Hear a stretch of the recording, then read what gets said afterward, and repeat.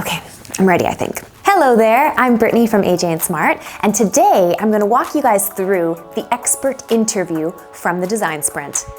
It's going to be pretty epic, so stay tuned. Okay, so the expert interview in the design sprint, super important. It's the very first thing that happens in the design sprint.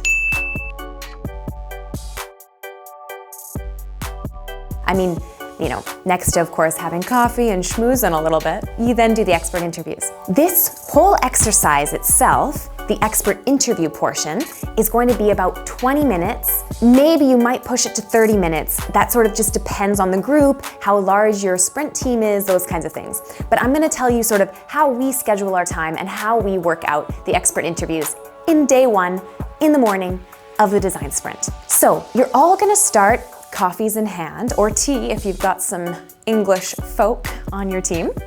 You're gonna start sitting at a conference room table, okay? So everybody on the team is going to be sitting around the table. Everybody on the team is going to have a Post-it note, well, a stack of rectangular Post-it notes, and a Sharpie. Ta-da! So now what you're gonna do as the moderator, facilitator of the sprint, you're going to look towards the decider or the lead of the product or the design sprint to get the ball rolling for the expert interviews. Now, at this point, maybe you haven't even discussed who the decider is yet, which is totally fine, but you will want to do that before you start your sprint. The decider is going to be the person basically who can pull the plug on the whole concept at the end. So they're the ones who kind of have the highest stakes in the sprint. Usually they're the ones, probably they're the product owner, maybe they're the CEO if the company's quite small, that kind of thing. It's basically the person who's in charge. Okay, so the expert interviews happen right at the beginning of the sprint. And the reason that we do it this way is so that we can all be on the same page for where we're headed in our week-long sprinting adventure.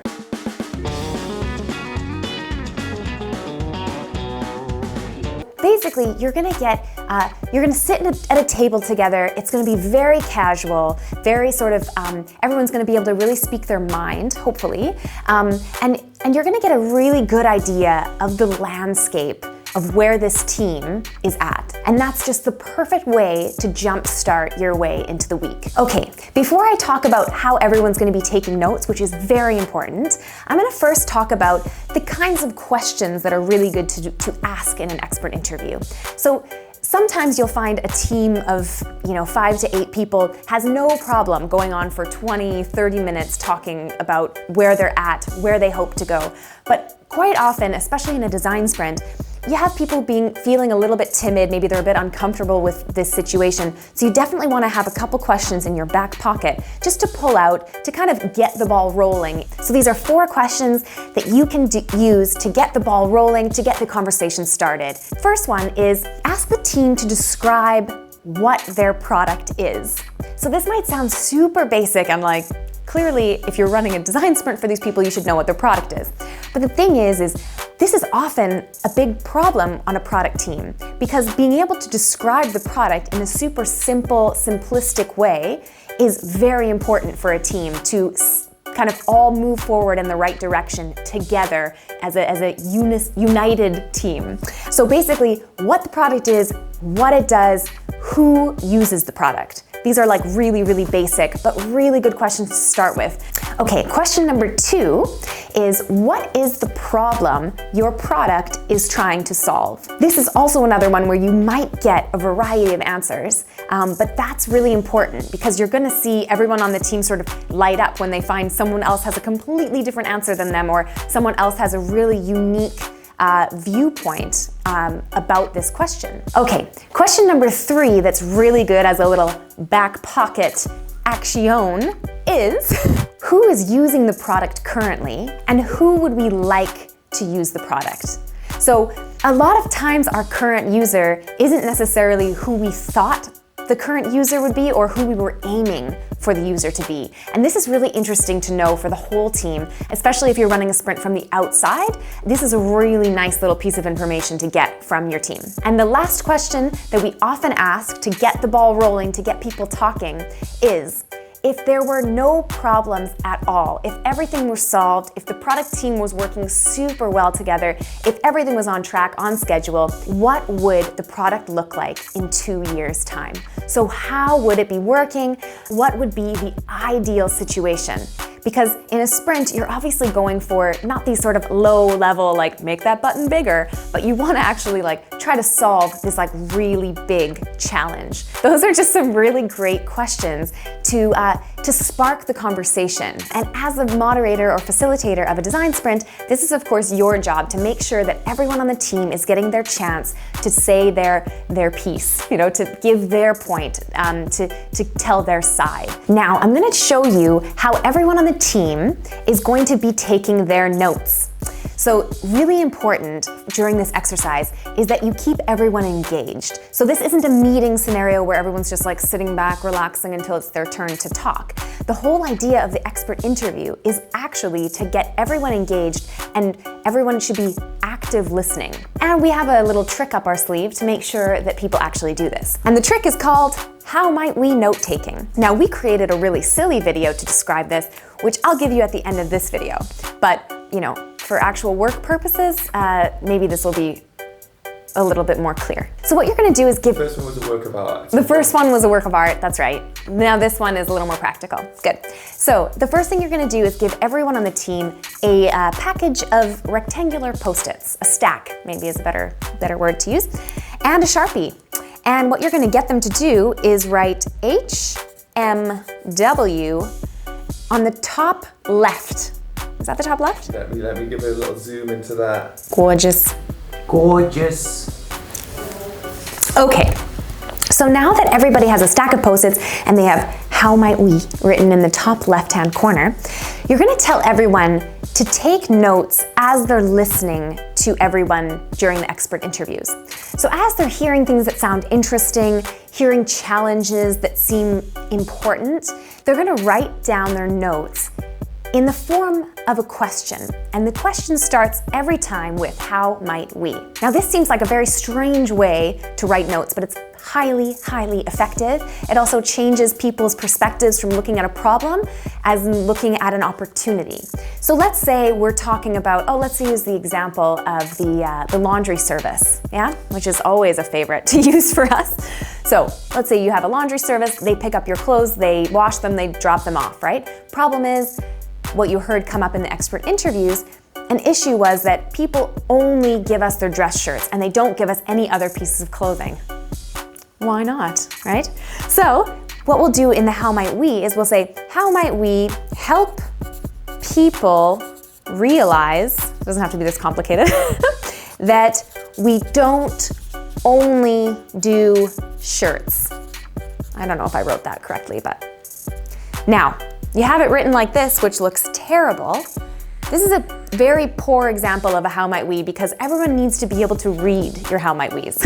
But anyway, you write down your note, you take that one off, you keep it on the table with you, and you write your next how might we. And throughout the 20 minutes that you've given for the expert interviews, everyone's gonna collect probably numerous how might we's. I mean, usually people will have anywhere from 5 to 10, sometimes 15 how might we's. Basically, it's like the more the better when it comes to these notes. So after you, do we have a time timer somewhere? Hold that thought. So after your 20 minutes is up, I think it's out. I thought it was out of batteries, but it wasn't. I love how it still shocked you though. So good, so good. So the important thing, you just turned it on again. Oh, you did it on purpose, you little classic. So you might be wondering why you're giving only 20 minutes for expert interviews. The important thing here is that the team actually has a limit so that they're not going on and on and on about things that aren't important. They're really sticking to the focused challenges and issues at hand. So we usually put like 20 minutes on the clock. If let's say we get to 20 minutes and the timer goes and then everybody's like, but I still need to say this, I still want to talk about, whatever. So if after 20 minutes, everybody's like, oh, I still have something to say, or like a question needs to be answered, totally fine, add 10 more. Like, just ensure that you don't go over like 30 minutes for the expert interviews. Okay, so the next thing you're gonna do, you're gonna get everybody up out of their seats. They're all gonna take all their how might we's, and they're really simply just gonna, well, you're gonna give them a surface, a wall,